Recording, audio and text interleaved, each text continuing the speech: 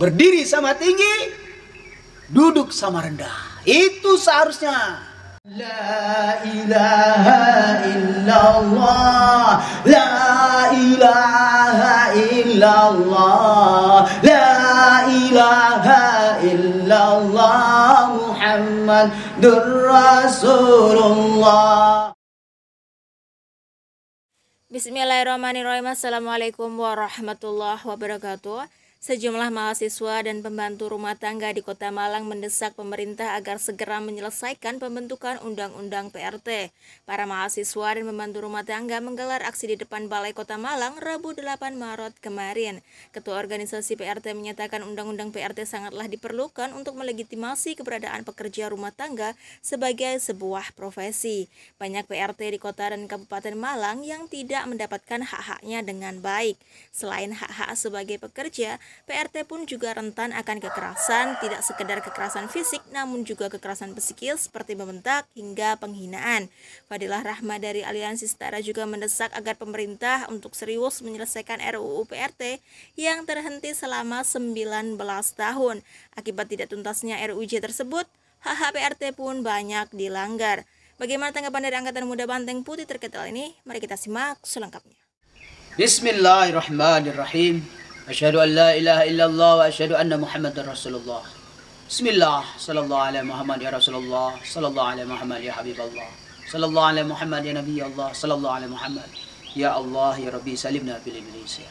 Bismillah, sallallahu alaihi Muhammad ya Allah ya Fatah ya Salam ya Nur Muhammad. Rabbi israh li sadri wa yassir li amri wahlul 'uqdatam min lisani yafqahu qawli. Hasbunallah wa ni'mal wakil, ni'mal maula wa ni'mal nasir. Rabbi yasir wa la tu'asir, Rabbi yasir wa la tu'asir, Rabbi yasir wa la tu'asir. La hawla wa la quwwata illa billah. Subhanallah walhamdulillah wa la ilaha illallah wallahu akbar. Bismillah wa makaru wa makarallah wallahu khairul makirin. Amma ba'd. Wa ya ibadallah, haya na'budullah daiman abadan hatta yaumil qiyamah wa insyaallah nahnu jami'an husnul khatimah. Pada kesempatan ini kita membahas yang sangat urgent untuk kemajuan dan perkembangan Republik Indonesia ke depannya tentu. Mengapa? Karena masalah asisten rumah tangga ataupun pekerjaan rumah tangga bukan masalah sepele. Ini masalah hajat orang banyak, hampir seluruh rakyat Indonesia mempekerjakan beliau-beliau ini yang sangat mulia di tangan-tangan beliau. Antara dibutuhkan tapi dicampakkan begitu saja oleh negara. Subhanallah. Mari sama-sama kita membacakan satu atau dua kata atau satu kalimat dari kitab ini agar ada sinkronisasi. Bismillahirrahmanirrahim. Liqaumi yuqinun, liqaumi yuqinun, liqaumi yuqinun. Bil makna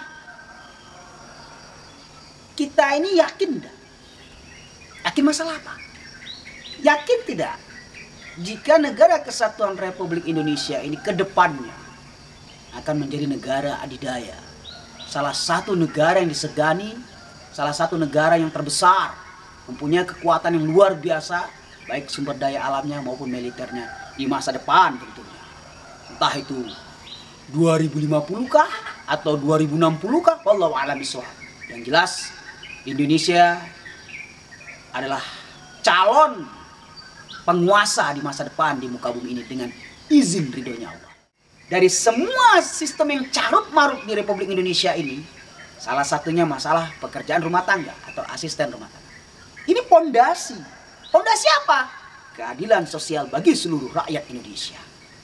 Jika ini tidak diperhatikan, jika ini tidak dibenahi dengan cepat, maka jangan berharap negara kita akan menjadi negara yang disegani di masa depan.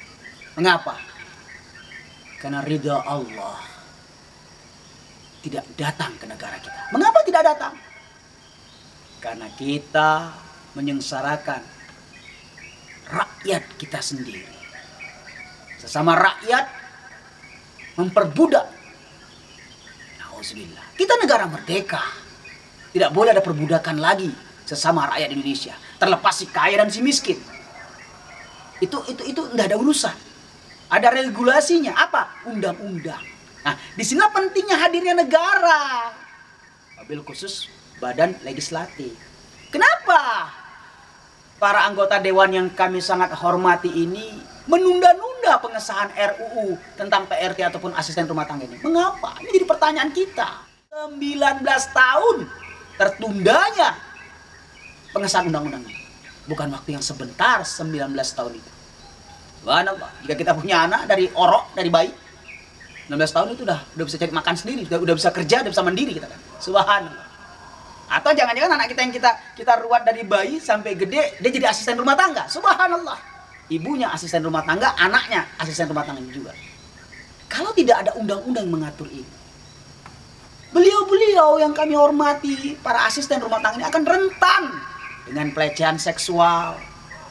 Hak-haknya akan disepelekan sedemikian rupa, sementara tenaganya dibutuhkan.